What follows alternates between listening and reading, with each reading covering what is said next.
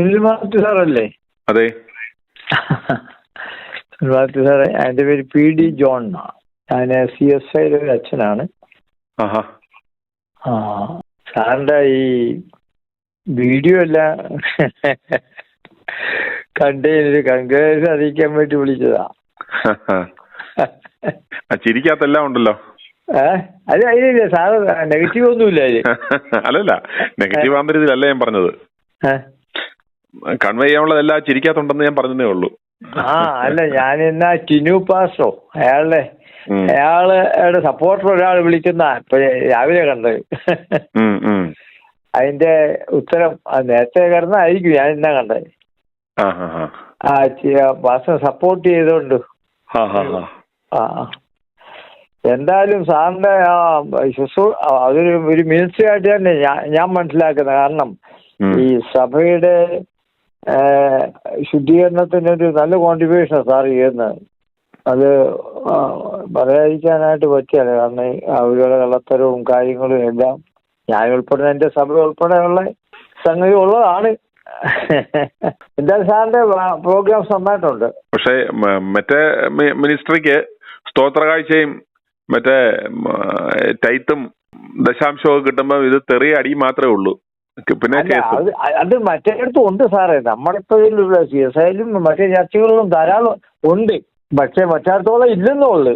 ഇവിടെ മനുഷ്യനെ പേടിപ്പിക്കുന്ന ചിലതൊക്കെ ഈ അച്ഛന്മാരെ മാത്രമല്ല, ഋഷിമാരെ മാത്രമല്ല പേടിപ്പിച്ചുള്ള പരിപാടി ചെറുതായിട്ടൊക്കെ ഉണ്ട്. പക്ഷെ ചെറുതായിട്ടോ ഇവിടെ ദക്ഷിണ കേരള മഹാ ഇടവകയിൽ ഒരു തീവട്ടിക്കൊള്ളക്കാരൻ ഉണ്ടായിരുന്നല്ലോ, ധർമ്മരാജ സ്ഥലം. കള്ളനല്ലേ പുള്ളി? ഞങ്ങളുടെ മോഡലായിരുന്നു. ആരാന്ന് പറഞ്ഞ പുള്ളി?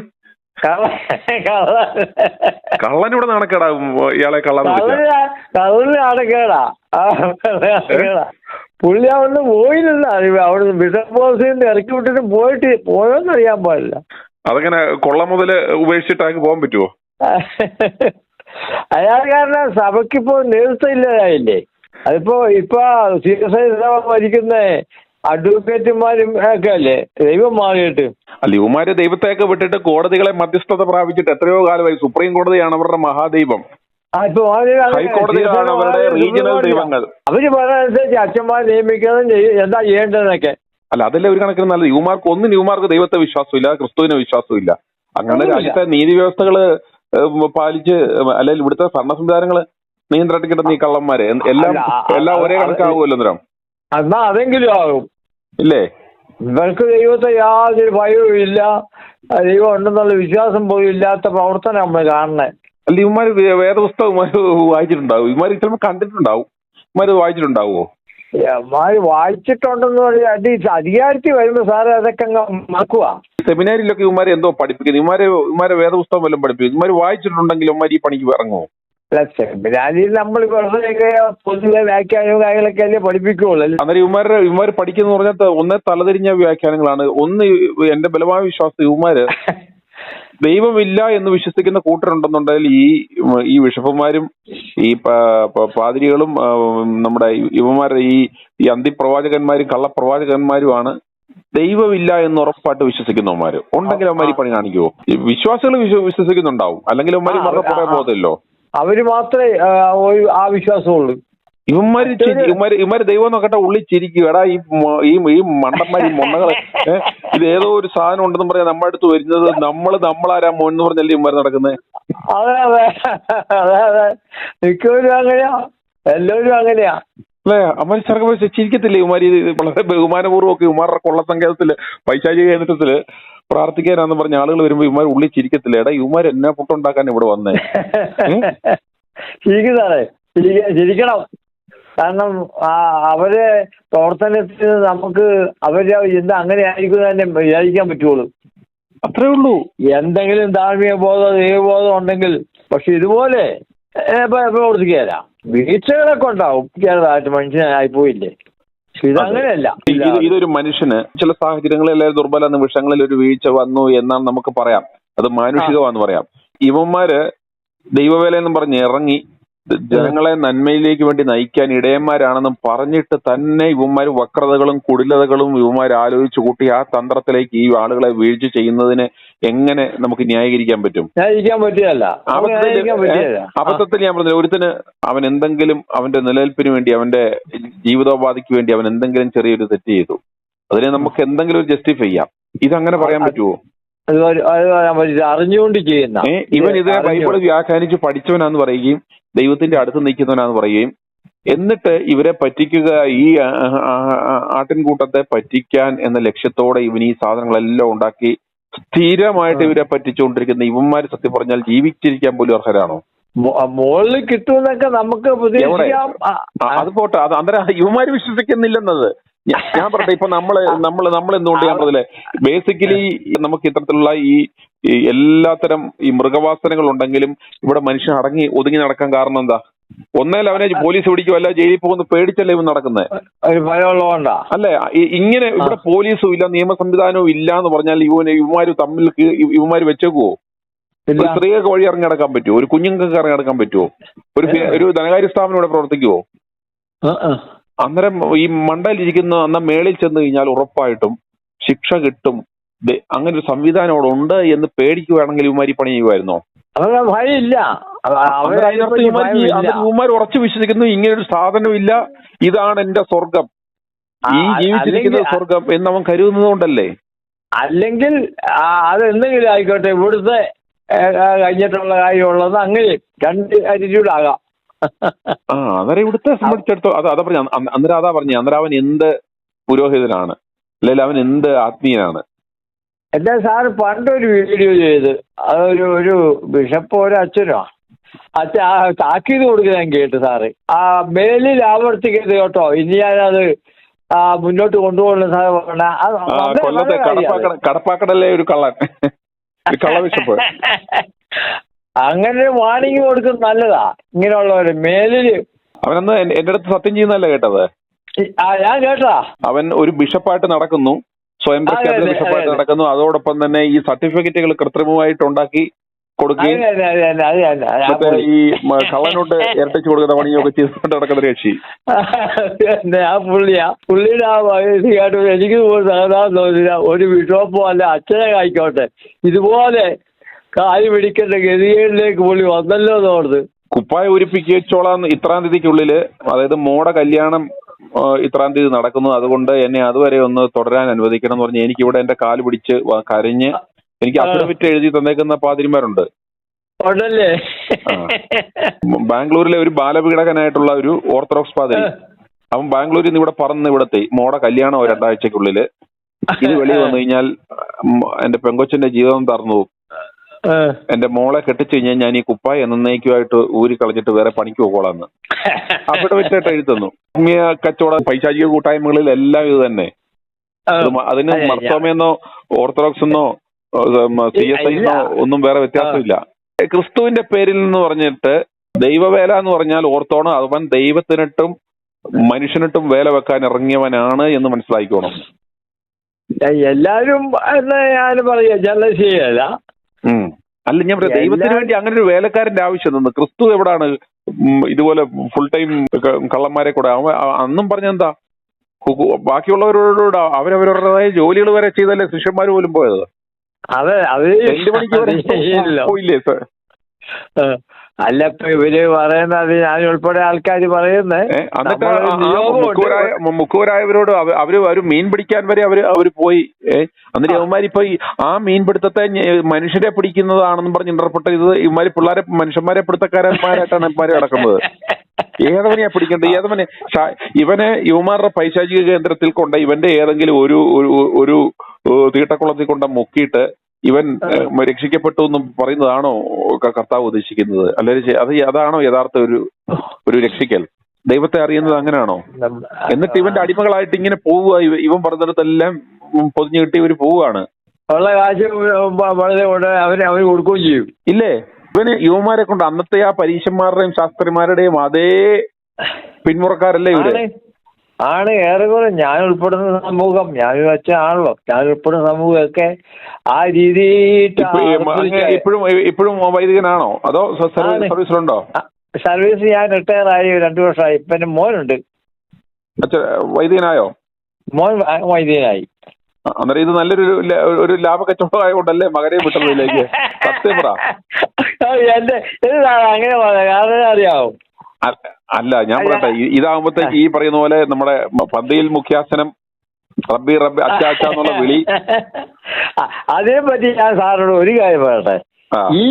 എന്റെ ഈ മോനെ വൈദ്യനാക്കുന്നത് യാതൊരു ആഗ്രഹവും എനിക്കുമില്ല എന്ന് ആകുന്നതിന്റെ 2 വർഷം വരെ അവനും ഇല്ലാതെ. അവനെ MA കഴിഞ്ഞ് CMS കോളേജ്, MA കഴിഞ്ഞ് TTC കഴിഞ്ഞ് കോളേജിൽ ഏതെങ്കിലും ഇത് ഉദ്ദേശിച്ചാണ് പോയത്. ചെമ്മാരെ മക്കളായതുകൊണ്ട് കിട്ടുകയും ചെയ്യില്ലോ. അപ്പൊ ഒരിക്കലേ ഞങ്ങളുടെ പണ്ടത്തൊരു ബിഷപ്പ് ഉണ്ടായിരുന്നു, സാർ അറിയുമെന്നറിയാൻ പാടില്ല, തോമസ് കുമ്മൻ എന്ന് പറഞ്ഞ CSIയുടെ ബിഷപ്പ്. ഒരു ദിവസം ഞാനന്ന് മുട്ടിയറ പള്ളിയിൽ ഇരിക്കുന്ന സമയത്ത് വന്നപ്പോ ഇവനോട് വെറുതെ ചോദിച്ചു, എടാ നിനക്ക് അപ്പനെ കൂട്ട് അച്ഛനാകാൻ ആഗ്രഹമുണ്ടോ എന്ന് ചോദിച്ചു. എടുത്ത വഴി ഉണ്ടെന്നും പറഞ്ഞ്, അതാണ് നീ ബിഷപ്പ് പോസിയിട്ട് വന്നേക്കാൻ പറഞ്ഞ്. അല്ലാതെ എന്റെ പർപ്പസിലോ അവന്റെ പർപ്പസിൽ പോലും ഇല്ലായിരുന്നു എന്നുള്ള ഇതൊരു വസ്തുത തന്നെയാണ്. ഇപ്പൊ പുള്ളിയുടെ ഒരു മാനസികാവസ്ഥ എന്താ? വിവാഹം കഴിച്ചോ? മക്കളൊക്കെ ആയോ? ഒരു കൊച്ചുണ്ട്. അതുകൊണ്ട് ജീവിതം ഒരു തൊഴിലുറപ്പായിക്കോ? അതായത് തൊഴിലുറപ്പിന് അവനെ വിദ്യാഭ്യാസം കൊടുത്ത് നമുക്ക് എന്തായാലും കോളേജിൽ CMSന്റെ കിട്ടുകയും ചെയ്യും. അന്നേരം ഡബിൾ ദമക്കാന്ന് പറയും. അന്നേരം ഒരു തൊഴിലുമായി അതിന്റെ കൂടെ ഇപ്പം മറ്റേ അധ്യാപക ജോലിയും കൂടെ ചെയ്ത് 2 ശമ്പളം കിട്ടുന്നില്ലേ ഇപ്പൊ? ഇല്ല, അത് ചെയ്യാനില്ല, അത് പാടില്ല. CSIയിലെ പാടില്ല, അത് അങ്ങനെ പാടില്ല. ഇല്ല. ഭാര്യയ്ക്കാകാമല്ലോ. ഭാര്യയ്ക്ക് ജോലിയുണ്ടോ? ഭാര്യ ജോലിയാ. അന്നേരം അച്ഛനില്ലെങ്കിൽ അച്ഛന്റെ മസ്കിയമ്മയ്ക്ക് ജോലി കൊടുക്കുമല്ലോ. അങ്ങനെ നിർബന്ധമില്ല. പരീക്ഷയൊക്കെ എഴുതി വെച്ചാൽ 2 മണിക്കാലത്തേക്ക് സ്ഥിരം ജോലി കിട്ടിയിട്ടില്ല ഇവരുടെ ഈ അച്ഛന്റെ വൈഫിനെ. അതൊരു താൽക്കാലിക ജോലിയാണ്. അതൊരു ഗവൺമെന്റ് ട്രൈ ചെയ്തുകൊണ്ടിരിക്കുക. കാരണം സഭയിൽ അങ്ങനെ കിട്ടണമെങ്കിലും അവിടെയും ഉണ്ട്. പിന്നെയും അഡ്വാൻസ് ലക്ഷങ്ങളൊക്കെ അച്ഛന്റെ മക്കളാണെങ്കിൽ കാശ് കൊടുക്കണം. എന്നാലും ഇപ്പൊ ഒരു അധ്യാപക നിയമനത്തിന് ഒരു LP സ്കൂൾ ആണെങ്കിൽ ഒരു മിനിമം 25 ലക്ഷം രൂപ കൊടുക്കണ്ടേ? അത് വേണം. അതിന് അർത്ഥം കൊടുക്കേണ്ടത് മാത്രമേ ഉള്ളൂ. വൈദികന്മാരുടെയോ അല്ലെ ഭാര്യമാരാണെന്നുണ്ടെങ്കിൽ ചിലപ്പോ 25 ലക്ഷത്തില് ഒരു 1000 രൂപ ചിലപ്പോ കുറവ് തരും. ഡിസ്കൗണ്ട് 10 ലക്ഷം ആയാലും റീഫണ്ടബിളായിട്ട് തിരിച്ചു തരും. അല്ല, ഞാൻ പറഞ്ഞു വന്ന സാധനമല്ലേ, അതൊരു ലോക്കേറ്റ് ബിസിനസ് ഞാൻ റിപ്പോർട്ട് ചെയ്തതല്ല മോന്റെ കാര്യം. അത് ഞാൻ അങ്ങനെ ആഗ്രഹിച്ചിട്ടുമില്ല. ആഗ്രഹിച്ചിട്ട് വഴിയിലോട്ട് വന്നുമില്ല. ഞാൻ പറഞ്ഞില്ലേ, ഇപ്പൊ ഒരു തുടർച്ചയുണ്ടല്ലോ. അതായത് ഡോക്ടർമാരുടെ മക്കള് ഡോക്ടർമാര് തന്നെ നല്ല ശതമാനം അവരാക്കാൻ ശ്രമിക്കുന്നവരാകും. അധ്യാപകരുടെ മക്കളെ അധ്യാപകരാക്കാൻ നോക്കും. അതുപോലെ വൈദികരുടെ മക്കളെയും വൈദികരാക്കാൻ ശ്രമിക്കും. കാരണം മറ്റൊന്നും കൊണ്ടല്ല. അതില്ല സാർ, അങ്ങനെ എനിക്ക് തോന്നുന്നത് അച്ഛന്മാര് പല മക്കൾക്കും ഈ ഫീൽഡ് ഇഷ്ടമല്ല. കാരണം അവരിവര് കാണുന്നതാണല്ലോ. അതെ, ആയിരിക്കാം. എങ്കിൽ പോലും ചില പാതിരികൾ എനിക്ക് തന്നെ അറിയാം. കാരണം അവരുടെ ആ സുഖസുലോലുപതയും അവർക്ക് കിട്ടിയ സകല ബെനിഫിറ്റും അവരുണ്ടാക്കിയത് മൊത്തം ഇതിൽ നിന്നാണ് അവർക്കറിയാം. അന്നേരം ഒരു തുടർച്ചയിടാൻ നിനക്ക് ഇതിന്റെ ഗുണം അറിയാത്ത കൊണ്ടാടാ നീ കുപ്പായം ഇട്ട് കഴിഞ്ഞാൽ ഭയങ്കര സംഭവമാണെന്നൊക്കെ പറഞ്ഞിട്ട് ഉമാരെ എങ്ങനെയും കൺസീവ് ചെയ്ത് ഇത് ഇട്ട് കഴിഞ്ഞാൽ പിന്നെ ഇത് ഊരിപ്പറിച്ച് കളഞ്ഞു ഓടാൻ പറ്റത്തില്ലോ. അപ്പൊ അന്നേരം അവനത് ഇഷ്ടപ്പെട്ടാലും ഇഷ്ടപ്പെട്ടില്ലേലും ഇവൻ ഇത് ജീവിതകാലം മുഴുവൻ ഇത് ഇട്ടുകൊണ്ട് കിടക്കണം. അങ്ങനെ അന്നേരം ഇഷ്ടപ്പെടാത്ത ആളുകളാണ് പലതരത്തിലുള്ള കാര്യങ്ങളിലേക്കും പ്രശ്നങ്ങളിലേക്കും ഒക്കെ ചെന്ന് ചാടിയിട്ടുള്ളത്. കാരണം അവനെ ബലമായിട്ട് പിടിച്ച് അവന് ഇഷ്ടമില്ലാത്തൊരു ഫീൽഡിലേക്ക് ആക്കിയേക്കുക. ഇപ്പൊ പുതിയ തലമുറയ്ക്കൊന്നും ഒട്ടും താല്പര്യമില്ല ഈ ഫീൽഡിൽ വരാൻ. ഇപ്പൊ പുതിയ തലമുറ എന്ന് പറഞ്ഞാൽ ഇപ്പം പള്ളിയിൽ ഇപ്പം പരമാവധി അവർ നോക്കുന്നത് എന്താ, കുപ്പായമൊക്കെ ഇട്ടുകൊണ്ട് പള്ളി വരും. പിന്നെ അതിന് അവസരം കഴിഞ്ഞാൽ വേറെ സിവിൽ ഡ്രസ്സിലാണ് വെളിയിൽ കറങ്ങുന്നത്. അവർക്ക് ഈ ഡ്രസ് ഇട്ടുകൊണ്ട് നടക്കുന്നത് തന്നെ ഇപ്പോഴത്തെ ആളുകളുടെ ഒരു ആറ്റിറ്റ്യൂഡ് മാറിയത് കൊണ്ട് തന്നെ ഇപ്പൊ കുപ്പായം ഇട്ടിട്ട് വെളിയിറങ്ങി നിൽക്കുമ്പോൾ തന്നെ ആളുകൾ അവളൊരു 2 അർത്ഥത്തിലൊക്കെ നോക്കി തുടങ്ങിയപ്പോഴത്തേക്കും ഇവർക്ക് തന്നെ ഇപ്പൊ ഒരു ചമ്മലുണ്ട് കുപ്പായം ഇട്ടുകൊണ്ട് നടക്കാൻ. ഇല്ല, അച്ഛൻ തന്നെ പറ, സത്യമല്ലേ? പഴയ ഒരു ആറ്റിറ്റ്യൂഡ് ഇപ്പോഴത്തെ ആറ്റിറ്റ്യൂഡ് ആളുകളുടെ മാറ്റിയില്ലേ കുപ്പായത്തോടുള്ള? ഞങ്ങളൊക്കെ പള്ളിയിൽ പോകുമ്പോ മാത്രം ആക്കി. പള്ളിയിൽ പോകുമ്പോ മാത്രം കുപ്പായം ആക്കി, ബാക്കിയുള്ള കാലത്തും ഇല്ലാതെ ആക്കി. ഇല്ലേ? അതുകൊണ്ടല്ലേ ഇപ്പൊ CSIയില് മിക്കവരും അങ്ങനെയാ, മർത്തമക്കാരും അങ്ങനെയാ. കാരണം പണ്ടാണെങ്കിൽ ഈ കുപ്പായം ഇട്ട് എവിടെ ചെന്ന് കഴിഞ്ഞാലും ഒരു സ്ഥാനം ഉണ്ടായിരുന്നു, ബഹുമാനം ഉണ്ടായിരുന്നു. വണ്ടിയിലാണെങ്കിൽ സീറ്റ് കിട്ടും എവിടെയായാലും. പക്ഷെ ഇന്നത് മാറിയില്ലേ? ഇപ്പം മാറിയെന്ന് മാത്രമല്ല, അവൻ തിരിഞ്ഞു പോലും നോക്കൂല. നമ്മൾ വണ്ടി കയറുന്നതിന്റെ അവിടെ നിൽക്കാന്നല്ലാതെ. അങ്ങനെയുള്ള ആളുകളുടെ ഒരു ആറ്റിറ്റ്യൂഡിന്റെ ഒരു ചേഞ്ച് വന്നതിനകത്തൊക്കെ ഞങ്ങൾക്ക് ഒരു റോൾ ഉണ്ടെന്ന് അച്ഛൻ വിശ്വസിക്കുന്നുണ്ടോ? ഇല്ല, നിങ്ങൾക്ക് നല്ല റോളുണ്ട്. കാരണം ഒരു പ്രൊഫറ്റിക് മിനിസ്ട്രി ആയിട്ടാണ് ഞാൻ കാണുന്നത്. കാരണം ഒരു തിരുത്തല് അത് തന്നെ പണ്ട് പ്രവാചകന്മാരും. പക്ഷേ ബിഷപ്പുമാർ അങ്ങനല്ല, അവരുടെ കഞ്ഞി പാറ്റ കിട്ടുമെന്ന് പറഞ്ഞ് നമ്മളെ കൊട്ടേഷൻ കൊടുത്തിട്ട് കിട്ടുക. എതിലെയാണ് കൊട്ടേഷൻ വരുന്നത് അറിയാൻ പറ്റാണ് നമ്മൾ നടക്കുന്നത്. പ്രവാചക ശബ്ദം എന്നും പറഞ്ഞിട്ട് കാര്യമൊന്നുമില്ല. ഞാൻ മനസ്സിലാക്കുന്നത് ദൈവഭാഗ നീതിയാണോ ഇല്ലെന്നുള്ള ഞാൻ നോക്കുന്നുള്ളൂ. മറ്റേ ശരിയാക്കാം. സാറ് എന്തായാലും ഈ ഇതുപോലെ ഇങ്ങനെ എടുക്കുമ്പോൾ അതിന്റെ റിസ്ക്കും എടുക്കാൻ തയ്യാറായിട്ടാണല്ലോ സാറ് ഇതിൽ രംഗത്ത് വന്നത്. തീർച്ചയായിട്ടും മാരെ വിമർശിക്കുവാൻ ഇറങ്ങിയ ക്രിസ്തുവിനും കൃത്യമായൊരു ബോധ്യം ഉണ്ടായിരുന്നു തന്നെ കാത്തിരിക്കുന്ന ഒരു ക്രൂശ് മരണമാണ് ഏറ്റെടുത്തത്. അതുകൊണ്ട് ഞങ്ങളെ സംബന്ധിച്ചിടത്തോളം ഞങ്ങളും പ്രതീക്ഷിക്കുന്നത് ക്രൂശ് മരണം അല്ലെങ്കിലും ഞങ്ങളും പ്രതീക്ഷിക്കുന്നത് ടിപ്പറാണോ വാളാണോ അല്ലെങ്കിൽ ഏതെങ്കിലും തരത്തിലുള്ള മറ്റ് ഇതിലൂടാണോ അതോ കാരാഗ്രഹമാണോ എന്ന് ഓരോ ദിവസം പ്രതിഷ്ഠിന്റെ ഈ പണിക്കിറങ്ങുന്നത്. ശരിയാ പറയുന്ന അക്കാര്യത്തിൽ ശരിയാ. ഒത്തിരി വിമർശനം. പക്ഷെ ഞാൻ കേട്ടിടത്തോളം അറിഞ്ഞിടത്തോളം അല്ലെങ്കിൽ എന്നോട് ഷെയർ ചെയ്യുന്നത് എന്റെ മോൻ ആദ്യത ഈ ചാനലിനെ പറ്റി എന്നോട് പറഞ്ഞു തന്നെ. അതുപോലെ ഞാൻ വായിക്കാൻ തുടങ്ങിയത്. അല്ലെ അറിഞ്ഞിടത്തോളം ഉള്ള വസ്തുത പറയുന്നത് ഇഷ്ടപ്പെടുന്ന ആളുകളാണ്. അത് തെറ്റാണെന്നത് പറയുന്നത് അല്ലെങ്കിൽ ഞാൻ അങ്ങനെ അഭിപ്രായം കേട്ടില്ല. അതായത് ഇന്ന് ഈ പറയുന്ന പാതിരിമാരും ഈ പറയുന്ന നിലവിലെ പ്രവാചകന്മാരും ബിഷപ്പുമാരും എല്ലാം ഇന്ന് അവര് ഒരു നേരം പ്രാർത്ഥിച്ചില്ലെങ്കിലും അവരുടെ കൂതാശകൾ നടത്തിയില്ലെങ്കിൽ പോലും അവര് നമ്മളുടെ ചാനൽ കാണുമെന്നുള്ളത് ഉറപ്പാ. കാരണം നമ്മളുടെ താല്പര്യം കൊണ്ടല്ല. ഇന്ന് എന്റെ ഐറ്റം എല്ലാം വന്നിട്ടുണ്ടോന്ന് അറിയാൻ വേണ്ടി മാത്രമാ. നമ്മള് വിട്ടുപിടിച്ചതോ അല്ലെങ്കിൽ കട്ടോടോ ആ കാശി കട്ടോല്ലേ വന്നിട്ടുണ്ടോന്ന് അറിയാനാ. അല്ലേ? എന്റെ പഴയ വല്ലതും എത്തിയിട്ടുണ്ടോ? ആരെങ്കിലും ഏതെങ്കിലും കുഞ്ഞാടുകൾ എന്നെ കുറിച്ച് വിളിച്ചു പറഞ്ഞിട്ടുണ്ടോ? ഞാൻ അതിനു വേണ്ടിയല്ല. അല്ലല്ല, ഞാൻ അങ്ങനെ ഒരിക്കലും കരുതുന്നില്ല. അങ്ങനെ ഉണ്ടെന്നുണ്ടെങ്കിൽ എന്നെ ഒരിക്കലും വിളിക്കില്ലല്ലോ. ഞാൻ അങ്ങനെ വേണ്ടിയല്ല. എനിക്കത് അതുപോലെ ഒന്ന് പറയണം. അല്ലല്ല, ഞാൻ പറഞ്ഞില്ല, വളരെ ആത്മാർത്ഥമായിട്ട് ഒരു ഫീഡ്ബാക്ക് എന്നോടിപ്പം വിളിച്ച് പറഞ്ഞു. വളരെ സന്തോഷമുണ്ട്. പക്ഷെ ഒരു 10% മാറ്റം ഉണ്ടാവാം. ഒരു 90% ആളുകളും ഇപ്പോഴും ഇതെല്ലാം സത്യമാണെന്ന് അറിയാമെങ്കിൽ പോലും നമുക്ക് സത്യം ഉള്ളതെല്ലാം നമുക്ക് അങ്ങ് അംഗീകരിച്ചു കൊടുക്കാൻ പറ്റുമോ? നമ്മുടെ കഞ്ഞിപ്പ പ്രത്യേകിച്ച് നമ്മുടെ കഞ്ഞിപ്പാറ്റ ഇടുന്ന ഒരു സംഭവമാണെങ്കിൽ അത് നമുക്ക് അംഗീകരിച്ചു കൊടുക്കാൻ പറ്റുമോ? എതിർക്കാനേ നോക്കത്തുള്ളൂ. എനിക്കതിന്റെ കാര്യം അതാണ്. ഈ തണലില്ല പലരും നിൽക്കുന്നത്. അതിലെ തന്നെ ഈ രീതിയാണ് അവര് അവലംബിക്കാൻ പോണത്. അതുകൊണ്ടാണ് സത്യമാണെന്നിട്ടും അത് റെസ്പോണ്ട് ചെയ്യാത്ത. ഞാനിപ്പോ സർവീസ് ആയിരുന്നുവെങ്കിൽ ഒരുപക്ഷെ എന്റെ ഇച്ചോടെ ഞാൻ കുറയ്ക്കുമായിരുന്നു. സാർ അങ്ങനെ ആക്ഷേപിച്ച് ഇങ്ങനെ ഈ പ്രയോഗം അവരെ പറ്റി പറയരുത്, കള്ള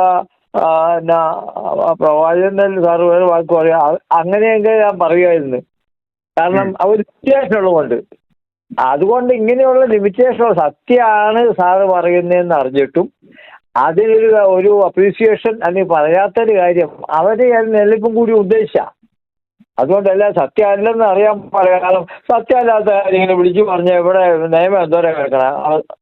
അതായത് ജനങ്ങളുടെ ആ ഒരു ആറ്റിറ്റ്യൂഡിൽ മാറ്റം വരണ്ടേ? കാരണം ഇവർക്ക് ഒരു ദൈവികമായ മറ്റു വലിയ പ്രാപ്തിയൊന്നും ഇല്ലാന്ന് വിശ്വാസികൾ മനസ്സിലാക്കേണ്ടത്. ഇതൊരു തൊഴിൽ തന്നെയല്ലേ ഇത് ശരിക്കും? അതല്ലേ ആളുകൾ മനസ്സിലാക്കേണ്ടത്? അതെ, എഡ്യൂക്കേറ്റഡ് ആയിട്ടുള്ള ആളുകൾ പലപ്പോഴും അത് മനസ്സിലാക്കിയിട്ടുണ്ട്. ഒരുമാതിരി ആളുകൾക്കൊക്കെ അറിയായത്. പിന്നെ പള്ളിക്കൊണ്ട് ജീവിക്കുന്ന ആളുകളും ഈ ആദ്യം പറഞ്ഞ ഇത് ലൂക്രേറ്റീവ് ബിസിനസ് ആയിട്ട് കാണുന്നവരും അല്ലാതെ പിന്നെ നല്ല ദൈവവിശ്വാസികളും അല്ലാതെ ബാക്കി എല്ലാവർക്കും ഒക്കെ അറിയാം. പിന്നെ ചിലര് ഇവർ ദൈവമാണെന്ന് വിചാരിക്കുന്നവരുണ്ട്, അവര് മിണ്ടൂല്ല, ലാഭം കിട്ടുന്നോടത്ത്. അങ്ങനെ ചില ആളുകളുണ്ട്. ഇങ്ങനെ ഈ തീവട്ടിക്കൊള്ളയുമായിട്ട് നടക്കുന്നവർ ശപിച്ചാൽ അവൻ നശിക്കുന്നതല്ലാതെ ആർക്കെങ്കിലും എന്തെങ്കിലും പറ്റുമോ? അവൻ നശിക്കുന്നത് മാത്രം ഉണ്ടാവുള്ളൂ. അങ്ങനെയാണെന്നുണ്ടെങ്കിൽ ഞാനൊക്കെ ഭസ്മമായി പോകേണ്ടതാ ആണ്. അവൻ മാത്രം നശിക്കുള്ളൂ. അതുകൊണ്ട് എന്തായാലും സാറേ, ഞാൻ ഇത്ര സംസാരിച്ച സന്തോഷം. ഞാനൊന്ന് കമ്മ്യൂണിക്കേറ്റ് ചെയ്യാൻ വേണ്ടി വിളിച്ചതാണ്. സാറിന്റെ ചാനലിന്റെ എല്ലാവിധ ആശംസകളും. i2i News, an eye for truth. i2i news subscribe ചെയ്തിട്ടില്ലാത്തവർ ഇപ്പോൾ തന്നെ സബ്സ്ക്രൈബ് ചെയ്യുക. നോട്ടിഫിക്കേഷൻ ലഭിക്കുവാൻ ബെൽ ബട്ടണും അമർത്തുക.